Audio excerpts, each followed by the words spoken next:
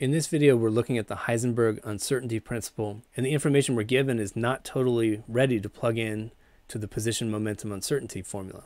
So what we're after here is how precisely can the position be known? In other words, we want to get delta x, but we've got to know the uncertainty and the momentum to get that done. And the complication is what I'm given is the uncertainty in energy and the size of the energy. So to get this done, I'm going to use kind of a brute force approach. Because energy is not related to momentum in a linear way, I'm going to go ahead and compute the maximum possible momentum, the minimum possible momentum, and the difference between those is delta P. So first I look at the high possible value of the energy. Well, I have an energy of 5,000 electron volts, that's 5 kilo electron volts. And if I add 1% to that, that's 5,050.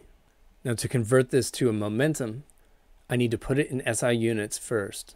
So every electron volt is 1.6 times 10 to the negative 19 joules. And this gives me 8.08 times 10 to the negative 16 joules. Then I'm going to use the relationship E equals P squared over 2m, and I want to solve for the momentum corresponding to this high energy side. Solving for P, I find that it's the square root of 2m times E. And I plug in the electron mass, 9.11 times 10 to the negative 31 kilograms, and I plug in my energy, and I get 3.84 times 10 to the negative 23rd kilogram meters per second. Then I repeat this for the low possible energy, which is 5,000 minus 1% of 5,000, or 4,950 EV. So this calculation goes just like the one before. And so this turns out to be 7.92 times 10 to the negative 16 joules. And we do all the same things, and I'll just go ahead and skip to the last step. And this time I get 3.80 times 10 to the negative 23rd. And that's kilogram meters per second. Well, this gives me a total uncertainty in my momentum, just the difference between those, of 0.04 times 10 to the negative 23rd kilogram meters per second.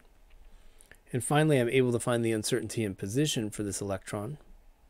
That's a minimum uncertainty with h over 4 pi delta p, and I plug the numbers in.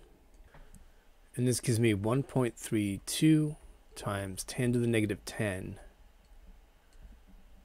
meters. I could express it in nanometers as 0.132 nanometers. If you find the physics content on Zach's Lab helpful, click on the Zach's Lab logo on the right to browse playlists and subscribe to the channel. I produce over 100 new videos per month, and subscribing is the easiest way to find new content. Thanks for watching.